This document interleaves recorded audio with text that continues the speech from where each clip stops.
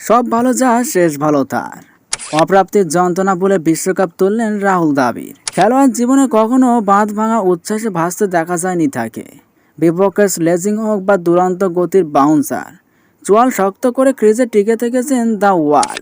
তবু চ্যাম্পিয়নের বরমাল্য অধরা মধুরী হয়ে রয়ে গিয়েছে তার ক্রিকেটার জীবনে। কোচিং জীবনের শেষ স্টেশনে এসে ন্যায় বিচার পেলেন রাহুল দ্রাবিড়। দেশকে বিশ্বকাপ উপহার দিয়ে বিদায় নিলেন ভারতীয় ক্রিকেটের মিস্টার ডিপেন্ডেবল। ব্যাট তুলে রেখেছেন বহুদিন, সযত্নে নিজেকে আড়াল করেছেন ক্যামেরার যাবতীয় জলকানি থেকে। না উচ্ছ্বাস না হতাশা, কিছুই স্পষ্টভাবে ধরা পড়ে না তার চেহারায়। টিকে থাকাটাই যে আসল কথা তা বুঝিয়ে দিয়েছেন রাহুল দ্রাবিড়। কখনো আশা ছাড়তে নেই একথা বলতেন বারবার। বিশ্বাস করতেন কোথাও ঠিক ন্যায় বিচার অপেক্ষা করে রয়েছে।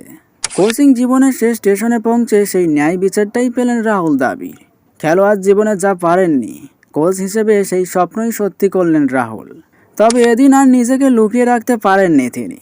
ট্রফি হাতে উচ্ছ্বাসে মারতে দেখা গিয়েছে তাকেও। বিশ্বকাপ জয়ের আবহে এই দৃশ্য একেবারেই স্বাভাবিক, কিন্তু রাহুলকে এমনটা করতে দেখে অবাক হতেই হয়।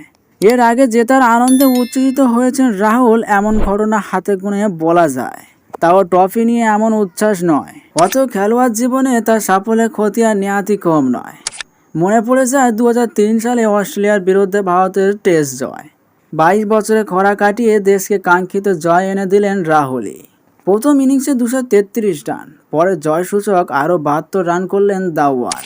ক্যাপ্টেন সৌরভের বিশ্বস্ত সৈনিক। 2004 সালে রাওয়ালপিন্ডি টেস্টেও ঝুলিতে ভরেছিলেন 270 রান। এমনই আরও একাধিক ম্যাচে অনন্য নজির গড়েছেন রাহুল। শুধু কি ব্যাট হাতে, উইকেট কিপার হিসেবেও যথেষ্ট সফল ছিলেন তিনি। স্লিপে দাঁড়িয়ে 210টি ক্যাচ ধরার রেকর্ডও তার। 16 বছরের খেলোয়াড় জীবনে 164টি টেস্ট খেলেছেন, ওয়ানডে ম্যাচ খেলেছেন 344টি। সাফল্যের স্বাদ যেমন পেয়েছেন, ব্যর্থতাও দেখেছেন বহু। বিশ্বকাপের অনেকটা কাছে পৌঁছেও স্বপ্নভঙ্গ হয়েছে, তবু ভেঙে পড়েননি রাহুল। ক্রিকেট বিধাতার সামনে ন্যায় বিচারের আশায় দাঁড়িয়ে থেকেছেন ঠায়। সময়ের সঙ্গে সঙ্গে পেয়েছেন নতুন দায়িত্ব। বেঙ্গালুরুতে ন্যাশনাল ক্রিকেট একাডেমিতে তরুণ ক্রিকেটারদের তালিম দিয়েছেন দীর্ঘদিন।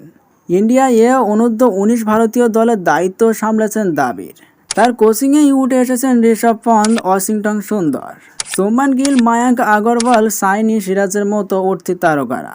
2016 ও 2019 অনূর্ধ্ব-19 বিশ্বকাপে এরাই দ্রাবিড়ের সান্নিধ্য পেয়েছিলেন। পাকিস্তানের কিংবদন্তি ক্রিকেটার ইনজামামুল হক এক সাক্ষাৎকারে বলেছিলেন, শুধু টেকনিক নয়, দ্রাবিড় যে কোনো পরিস্থিতি মোকাবিলায় তার নিজের যে মানসিক কাঠিন্য তাকেই ছাড়িয়ে দিতে পারেন তরুণদের মধ্যে। অস্ট্রেলিয়া সিরিজে ঐতিহাসিক কামব্যাকে ভারতের তরুণ প্রজন্মের উত্থানের নেপথ্যেও ছিল দ্রাবিড়ের অদৃশ্য হাত। সেই অন্তরালে থাকা দ্রাবিড়কে একসময় নিয়ে আসা হলো ভারতীয় ক্রিকেটের হট সিটে। শাস্তির পর ভারতীয় কোচের দায়িত্ব নেন রাহুলই। এখানেও চড়াই উতরাই কম দেখতে হয়নি।